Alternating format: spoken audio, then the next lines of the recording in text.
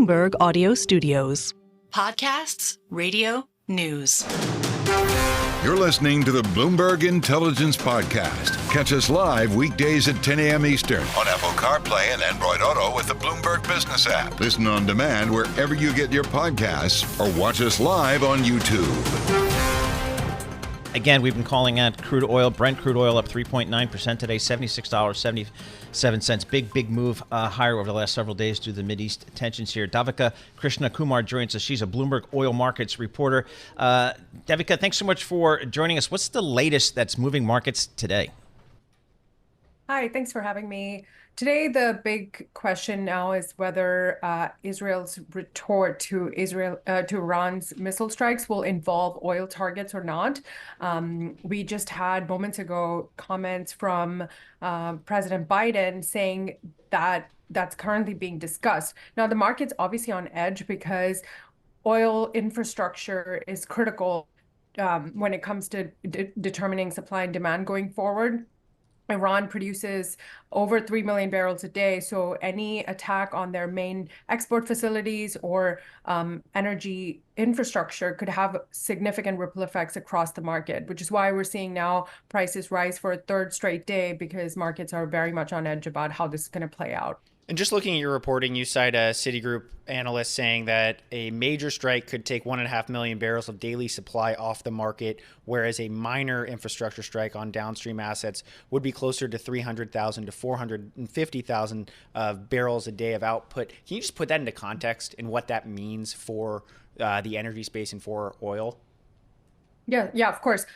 We are actually in an interesting market right now because some people like to call it an artificial prop up because OPEC members and allies are basically curtailing production. They were supposed to return supplies to the market in October, but they took a look at the market and how demand was looking kind of shaky because of questions about economic growth in the US and China, the two biggest economies in the world. And they thought, well, maybe we should pause and maybe we should kind of rethink returning supplies to the market. So now the current plan is to return supplies to the market in December.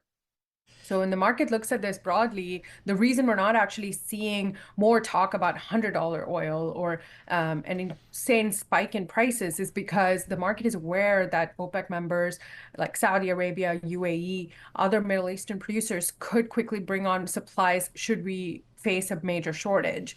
And obviously, there's also the sense that, we need to understand how demand's going to play out. There's still worries about the economy, both in the US and China.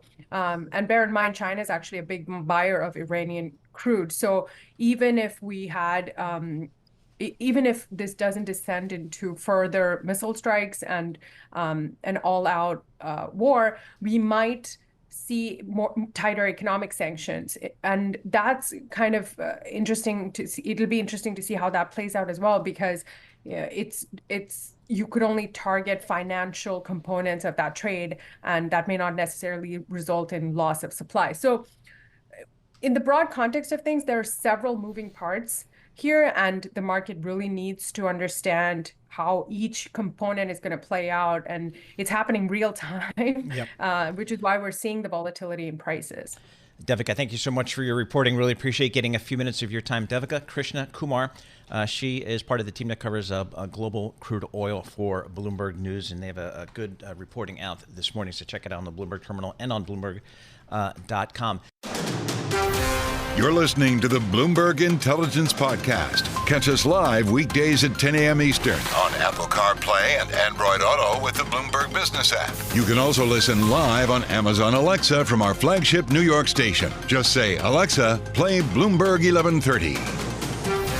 I'm Paul Sweeney. We're live here in our Bloomberg Interactive Broker Studio. We're streaming live on YouTube, so check us out there and go Bloomberg Live Radio. That's what I did yesterday. That got me right to where I wanted to go, and that worked just fine here.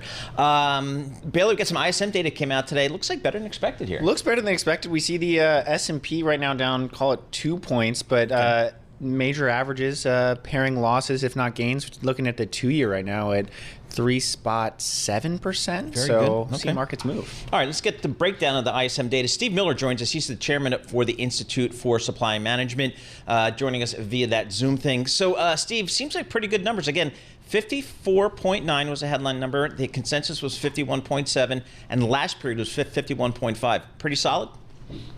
Yeah, very, very solid. We saw over a 6% increase in both the business activity and the new orders indexes, and that's really what drove the change in the PMI this month. And Steve, when I'm looking at our Bloomberg headline, expanded in September at the fastest pace since February 2023. Reading too much into that it's a bullish indicator? So I'd say it's a bullish indicator because what we saw is an increase in kind of the broadening of the expansionary activity, both in business activity as well as new orders. But putting that in context, we're ending kind of a lackluster Q3. If you look at the average PMI for this Q3, it's really the lowest average since 2009. So although we're seeing, it was a great number for this month, but fingers crossed that with the port activity and such, we'll be able to see that continued growth. Where would you like to see that headline number, that 54.9? Again, it seems pretty good relative to the last period and relative to consensus. Where would you like to see that?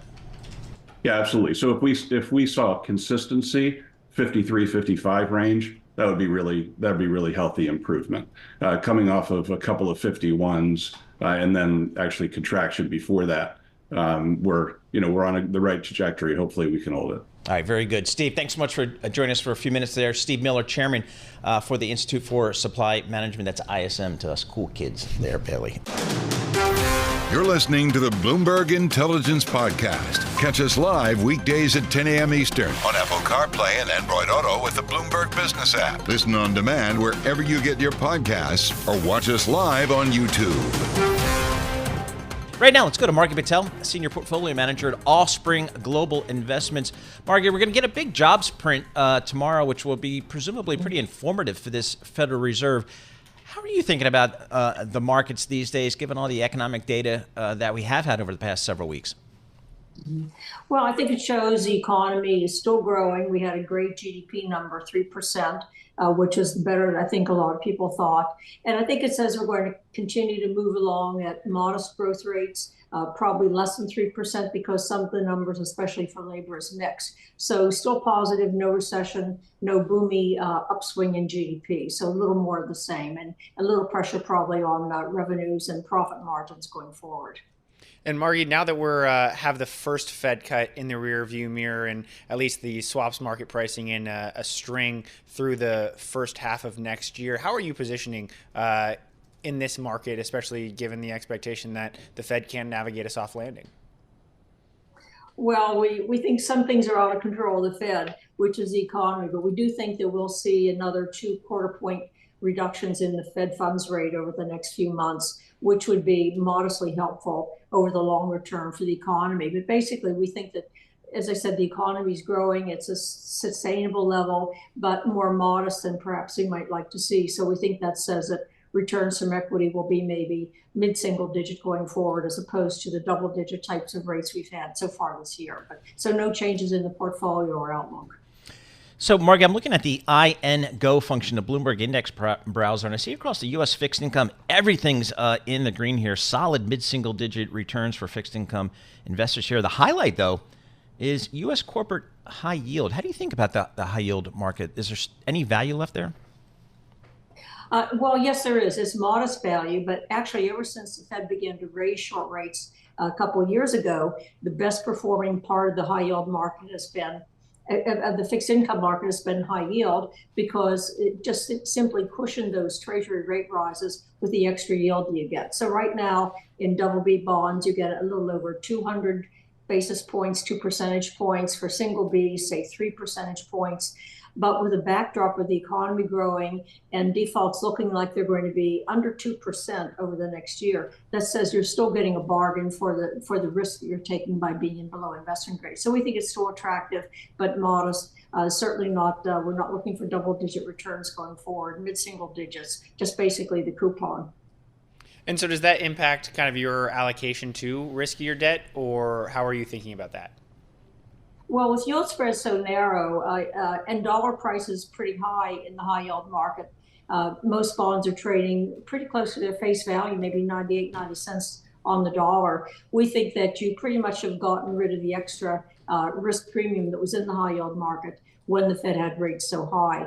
So we don't think there's a lot of capital appreciation room. So really, if you're looking realistically, a return of, say, over the next year, 5, 6, maybe 7%, that says to me that the market really is going to favor stocks where I think we should at least get that much, and maybe even a little bit more if we have growth stay around that 1-2% level.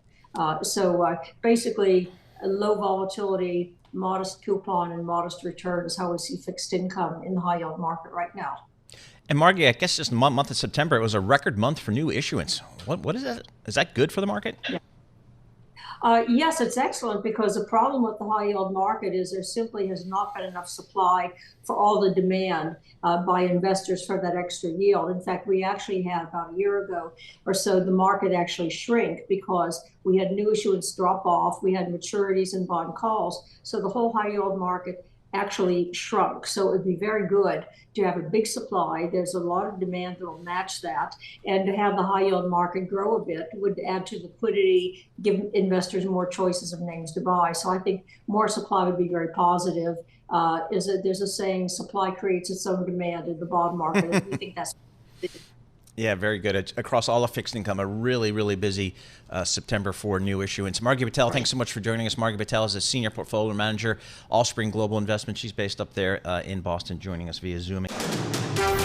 You're listening to the Bloomberg Intelligence Podcast. Catch us live weekdays at 10 a.m. Eastern on Apple CarPlay and Android Auto with the Bloomberg Business app. You can also listen live on Amazon Alexa from our flagship New York station. Just say, Alexa, play Bloomberg 1130. All right, that port strike, it is still there. We're day 3 here, and it's starting to get serious here. And you don't get a sense that there is, a lot of discussion going on here. So the question is, when is it going to really start to impact this economy, and to what degree? Jessica Kriegel joins us. She's a chief scientist at Workplace Culture. The company is called Culture Partners, joining us via Sacramento, via that Zoom thing. Jessica, talk about this strike. How do you kind of envision this strike from both sides' perspective? What's going on here, and where could there be movement maybe? Well, this strike comes down to ultimately 2 issues. It's about wages and it's about automation. So Harold Daggett, who's the president of the ILA, has said not only are they wanting a 77% increase, which is significant, they've already been offered 50%, they're going to 77, but they also want to create airtight language, quote unquote, airtight language that removes the ability for the ports to use automation or semi-automation. And it's downright archaic what they're asking for. If you want to understand what kind of automation they're saying they refuse to allow, it's not some complicated new fancy AI technology. We're just talking parking gates going up and down. They're not okay with that kind of automation. They're not okay with time card stamping automation. In fact, right now they have people who are employed as schedulers to write down who is there when they arrived and when they left, which allows for inaccuracy in time reporting. So they're really holding the port hostage with these demands. And that is why we're at a standstill. I think we could easily get there at the wages. The ports are doing very well. They have the financial capacity to meet the needs of 77%, but it's really the automation that is the sticking point. Is that just a fear of automation becoming a slippery slope from your understanding? I don't think it's a fear. I think it's a strategy. They have said, quote, "I will cripple you," are words that have come from the president of the union's mouth. He is intentionally trying to cripple the American economy in an effort to get what they want and to maintain the job security. And it is downright un-American. I mean, I believe that every industry has the ability to implement basic technology, basic automations in order to advance and progress as a society. And what's interesting here is if you look at what they're doing, they're actually making the argument for why we need these ports to implement automation, because if they were automated, we wouldn't be being held hostage by this union.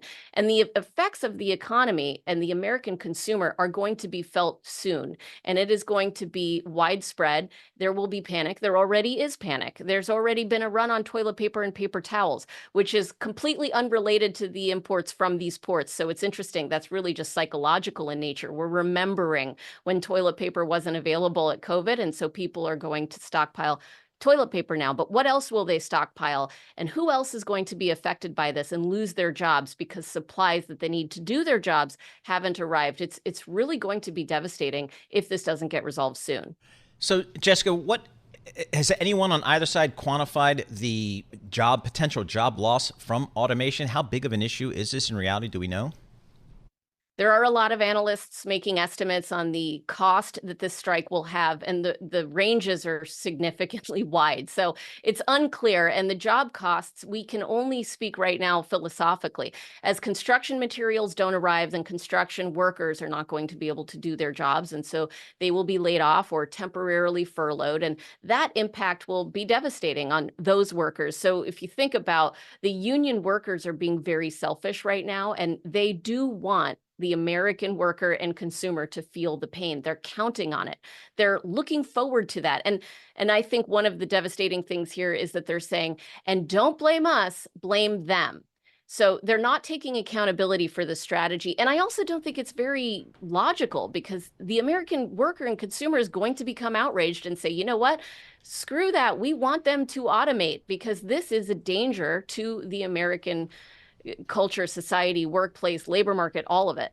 But Jessica, in terms of the actual dock workers, about 25,000 at the East Coast and Gulf Coast ports, what percentage or number of those workers would be at risk of losing their jobs if automation were to be implemented at a grand scale?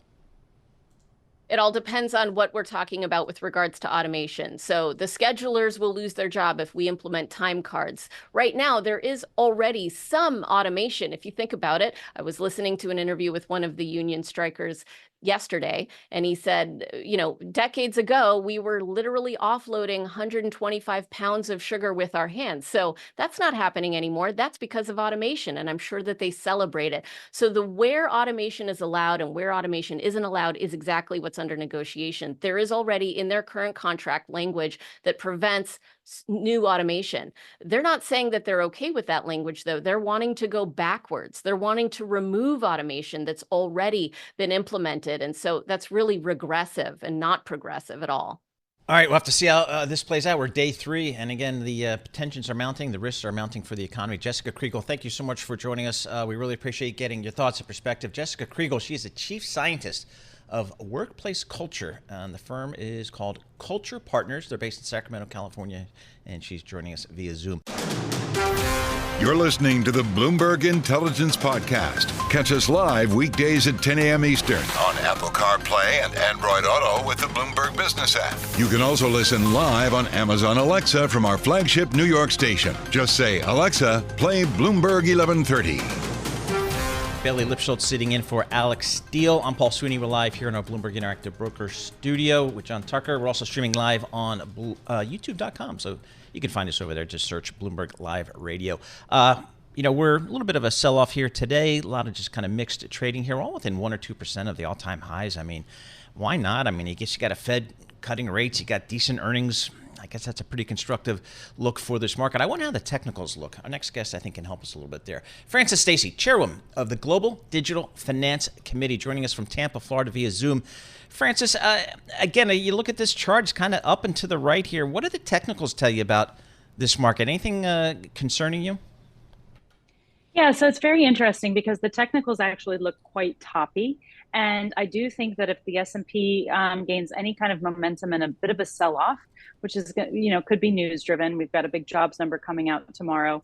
I think 56.25 is the initial stop for support to indicate that the upward trend is well in play, and there's nothing that's coming on the horizon as far as calculating in additional risk. I agree with you. The Fed is obviously changed its modality into an easing mode, and that's happening globally. I mean, the global money supply is up 7.3 trillion as of September. And just globally, we're getting a lot of simultaneous rate cutting, and that supports the reacceleration in global growth type mindset. I do think we'll see a little bit more softening in the growth and labor markets here in the US. And we just have to see if there's a catalyst that would indicate a recession. Well, how much is that recession risk being priced in? I'm just looking at the swaps market, and at least as it relates to the Fed, we're at an implied rate at around 3.5% by May of next year. NVIDIA is kind of the S&P 1, if you will, and is seemingly talking up demand. Apple and Microsoft are relatively bullish as well. Kind of what do you make of those dynamics? Yeah, so absolutely, there's no indication, and the markets are not pricing in an indication of a recession, which makes this rate cutting and aggressive rate cutting, I would argue, globally very interesting. I mean, I think they're cutting rates globally on the orders of magnitude that they did during the, the global financial crisis without that catalyst in place. It's just basically looking at the yield curve and potential, what happens when you have a prolonged yield curve inversion that is, pretty severe, and you have the re-steepening. Quintessentially, that has been an indicator mechanically of an imminent recession. However, there was always a catalyst. In the 90s, you had the invasion, the Kuwait situation. In the 2000s, you had the tech bubble bursting. And then, of course, with the GFC, you had the housing bubble burst that sort of tipped that domino effect. Right now, there's nothing in the system, and certainly, as you say, not being priced in, that domino effect is ready to be tipped. But, sometimes these things happen slowly and then all at once. So overall, I mean, here, it seems like, again, the backdrop for a lot of the bull seems pretty simple. I've got decent earnings growth. I got interest rates coming down. Is the recession risk something that could really be upset that kind of foundation? Yes, certainly if there's a catalyst, and we do have some potential catalysts in our geopolitical environment. I don't know sort of what volatility the election outcome could enter into the system. So we just have to watch the catalyst. We have to, as you say, watch the spreads, watch the swaps, and see if there's any sort of a reaction there. It's interesting because from the role of my new committee, and I've brought in John D'Agostino, who's very storied, as my co-chair. We are looking at the fiscal and debt dynamics around the world, and we are engaging countries and looking at the new prominence of global digital finance and what that algorithm looks like. Because here's the thing, you put a record amount of monetary and fiscal stimulus in, pretty much globally, but the most in the US during COVID. And then, something like the mechanical implications of the yield curve inversion, we've seen an elongation of the seasons of these economic cycles. And so the question becomes, have the mechanics fundamentally changed post-COVID, or do we have the same mechanics in place on a delay? And then also just looking at the liquidity dynamics around the world juxtaposed to the debt, and looking at a potential new algorithm for the managing of recession risk, with the integration of the digital finance component, and certainly, a potential for digital currencies as well. So are you talking, we talking Bitcoin? Is that what you're kind of alluding to?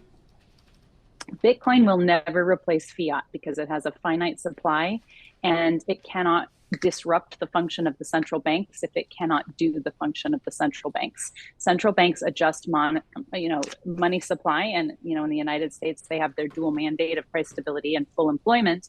They could never accomplish that because they can't manage the supply of Bitcoin.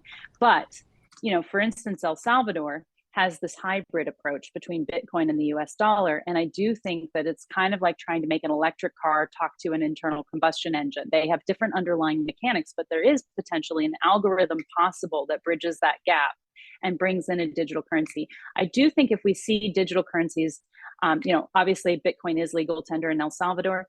But if we do see digital currencies widely adopted as legal tender, it's going to be the central banking digital currencies, because those are the only things that can disrupt what the central bank is doing. The central bank has been given all of the legal authority, has all of the legal precedent from Congress. And, you're not likely to unmock that anytime soon. So I do think that there's going to be an opportunity coming up, but that's what we're really looking at systemically. All right, very interesting. Frances Stacy, thank you so much for joining us. Frances Stacy, she's the chairwoman of the Global Digital Finance Committee, joining us from Tampa, Florida, via Zoom. You're listening to the Bloomberg Intelligence Podcast. Catch us live weekdays at 10 a.m. Eastern on Apple CarPlay and Android Auto with the Bloomberg Business app. You can also listen live on Amazon Alexa from our flagship New York station. Just say, Alexa, play Bloomberg 1130. Another big news in the tech space is some of the valuations, they are coming back, it seems like, in a big way, particularly if you have anything to do with AI. So if you have a company that's called OpenAI. That's a pretty good name to have and a pretty good time to raise capital. OpenAI just raised $6.6 billion in the private market, some new funding, giving the artificial intelligence company a $157 billion valuation as they look to build the world's leading generative AI technology. Let's check in with somebody who knows this stuff really well, Anurag Rana, technology analyst for Bloomberg Intelligence from the tech hub of Chicago, Illinois. Anurag, talks about OpenAI here. These are some real numbers here, Anurag, and there's some real investors investing in this company at this stage. What do we know? Yeah, OpenAI has really taken a lead over the last 3 years because of the launch of ChatGPT. And after that, it has become the go-to things even for enterprises. We recently did a CIO survey, and OpenAI Microsoft combination was far ahead than all the other large language models that was out there. So that's on the enterprise side. And consumer side, we already know how well they are doing, both on the app that they're selling, along with the distribution that what they won with Apple being part of Siri when the software upgrade is going to come. So OpenAI in the world of large language models really at the top of the top of the mountain at this point, and this is one of the reasons you're getting these high valuations. Yeah, I just want to put into perspective. At $157 billion, OpenAI would be larger than Uber. And at that $6.6 billion in funding relative to IPOs, it would be the 12th largest global IPO since 2018. So, Anurag, are we in a AI bubble as it relates to private markets?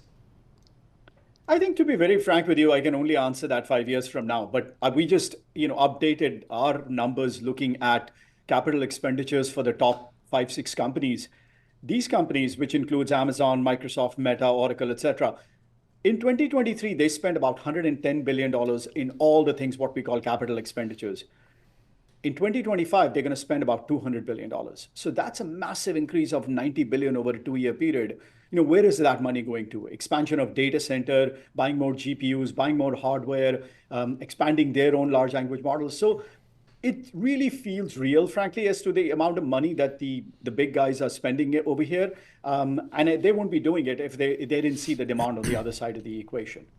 This has been a turbulent year for the company here. I know last November, the company's board fired and then quickly rehired the CEO, Sam Altman. Following months, they had a lot of key leaders leave, including the co-founder, the chief technology officer. It seems like the market's kind of forgotten all about that, or maybe it's not a problem anymore. How's the market dealing with some of that turmoil we've seen over the last year?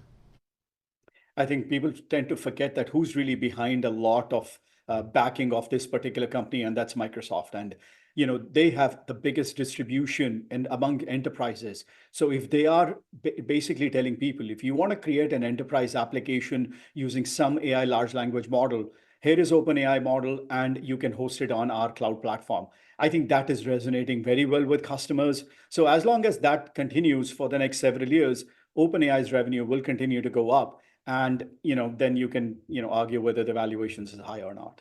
And just from the Bloomberg reporting, Tiger Global put in $350 million, Altimeter putting in at least $250 million. But to your point, if Microsoft is able to write such large checks, how does that impact the funding environment for AI companies? I'm just thinking about the biggest competitors for OpenAI in Anthropic and xAI. Yeah, I mean, Anthropic is backed by Amazon Web Services at this point primarily, and almost all the others. The one thing we heard, from reporting from Bloomberg News is that OpenAI is asking them not to back up, Elon's xAI or others, and I think that's partially the reason you see all the other plays coming in because. And by the way, there's not going to be one winner. There are going to be multiple models. There are going to be multiple companies doing well here. And there is no reason Anthropic can't thrive in this way, or Mistral, or all the other large language model companies. What do we know about OpenAI's financials, if anything? I mean, I don't have a clear picture on it. I've read as much as you have, and we have seen projections out there for the next several years. They can get to 5 billion, 10 billion, or so forth. So I mean, it's unless we see the S1 when they go public, up till at that point, it's purely a guesswork. Do we have any sense of? Do they have an appetite to go public? Is it a sense of timing? What are their plans for going public, if any? See, my personal view is they don't need to go public at all. Yeah. They don't need the funding. They will, the whoever is part of this particular ecosystem is getting rich every day. I think they should figure out how to grab as much enterprise workloads as possible before they think about it. Because one thing is for sure, even as they are doing this land grabbing right now, they're at a loss, and they will be at a loss for several years out because the cost of running these workloads is very high, and it's going to, you're not going to see any free cash flow. You're not going to see any, but once you go public, you really go under the lens about profitability and your margins. We only have about 30 seconds, but going back to a story that has been reported out recently in terms of giving Altman a stake in the company that could be worth more than $10 billion. What do you make of those conversations and what that could mean for the company and its ambitions? Yeah, I mean, he's always talked about how he's doing it for the greater good of the world, but I guess when you get this much options, you change your mind on that end. But it is what it is.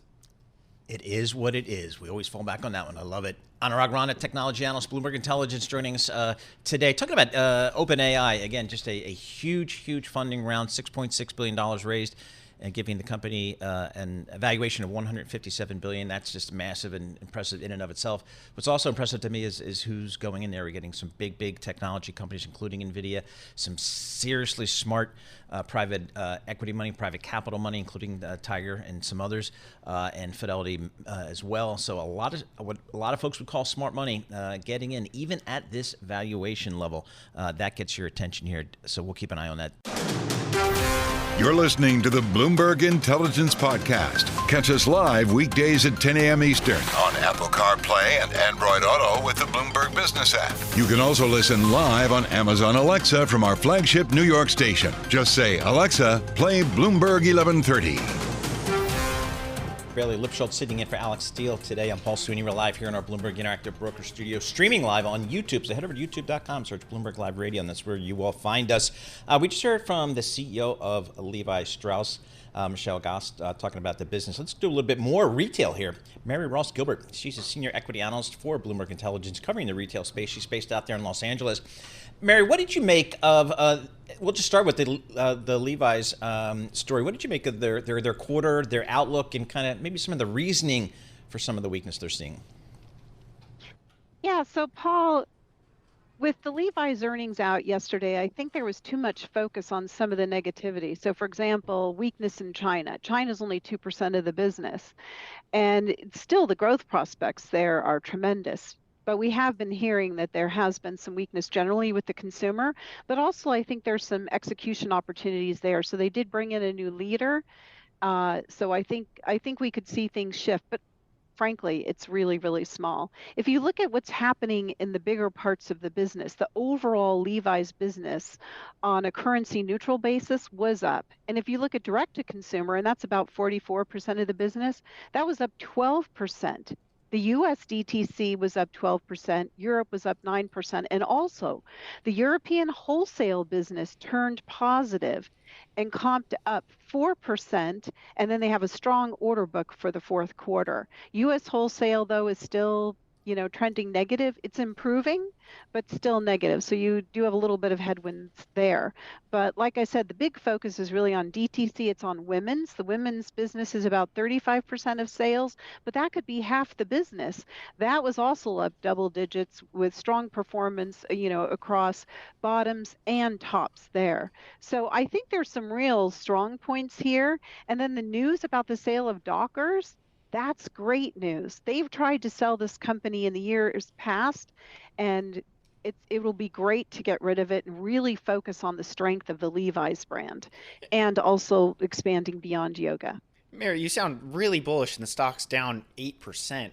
So why is it getting beat so badly? I mean, it's returned over the last 12 months 51%. Is it sell the news, or is it just that uncertainty from a macro perspective? I don't think so. I think sometimes there's volatility around earnings that don't necessarily reflect the true fundamentals. So I think there was a miss on the top line, on the revenue miss versus consensus. But of course, they beat on the bottom line. But I think the real focus was, okay, they said net revenues.